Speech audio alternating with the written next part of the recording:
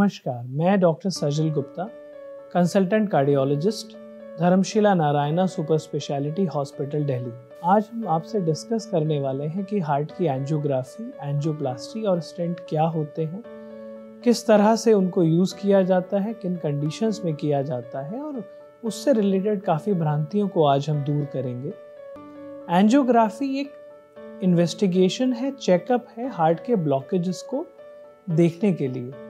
इसमें एक छोटा सा इंजेक्शन हाथ की नस या जांघ की नस से दिया जाता है। इंजेक्शन के बाद एक छोटी ट्यूब डाली जाती है और उस ट्यूब के रास्ते एक वायर और एक कैथेटर हार्ट की आर्टरीज तक पहुंचाया जाता है। उसके बाद एक कॉन्ट्रास्ट या डाई यूज होती है और उस दौरान एक एक्सरे किया जाता है। उस वक्त जो डाई वहां से पास हो रही होती है उससे हार्ट की नसों का एक्चुअल पिक्चर निकल कर आता है, जिसको हम कंप्यूटर पर बाद में एनालाइज करते हैं और डिसाइड करते हैं कि नलियां नॉर्मल है या उसमें कोई ब्लॉकेजेस हैं। अगर नॉर्मल होता है तो पेशेंट को जल्दी डिस्चार्ज कर दिया जाता है। अगर ब्लॉकेजेस होते हैं तो उनको ठीक करने की ज़रूरत होती है। वो हम मेडिकल थेरेपी यानी कि दवाइयों से कर सकते हैं कुछ, अगर ब्लॉकेजेस बहुत कम होते हैं। But most of the cases में हमें एंजियोप्लास्टी यानी कि नसों को खोलना या बाईपास की ज़रूरत होती है। एंजियोग्राफी एक सेफ प्रोसीजर है। धीरे धीरे चीज़ें इम्प्रूव हो रही हैं, टेक्नोलॉजी इम्प्रूव हो रही है, तो काफ़ी सारे केसेस में पेशेंट्स को पता भी नहीं लगता, एक छोटा सा इंजेक्शन बस दिया जाता है और बाकी वक्त पेशेंट्स को पेन का एहसास नहीं होता। इन ब्लॉकेजेस यानी कि रुकावट जो नसों में है उसको ठीक करने के प्रोसीजर को हम एंजियोप्लास्टी यानी कि ब्लॉकेजेस को खोलने का प्रोसीजर कहते हैं। सो एंजियोप्लास्टी भी लगभग उसी तरह से होता है। एक इंजेक्शन देने के बाद एक छोटी ट्यूब डाली जाती है और उसके रास्ते में कैथेटर और वायर किया जाता है।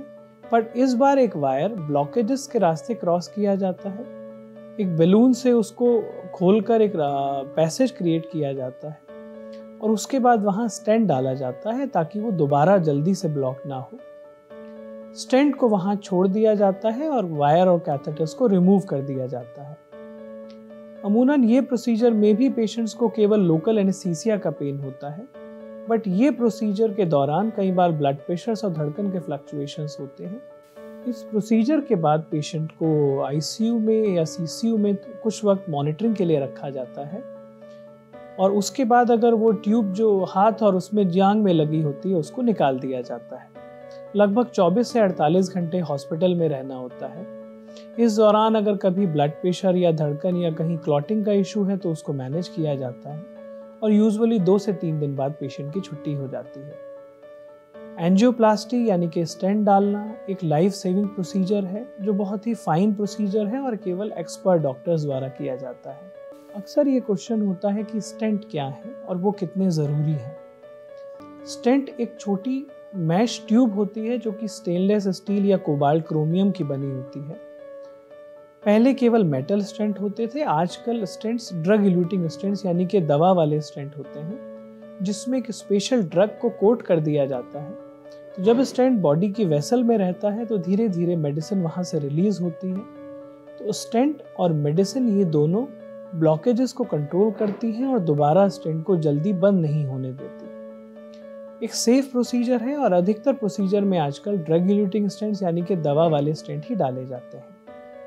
इसके बाद सबसे ज़रूरी होता है डॉक्टर द्वारा एडवाइस की गई दवाइयाँ लेना, फॉलोअप करना, और अगर दवाइयाँ टाइम पर लिया जाए, रिस्क फैक्टर्स जैसे कि शुगर, बीपी, हार्ट की बाकी चीज़ों का ध्यान रखा जाए तो ये एक सेफ प्रोसीजर है, लाइफ सेविंग प्रोसीजर है और यूजुअली पेशेंट सालों साल बहुत अच्छा रहते हैं।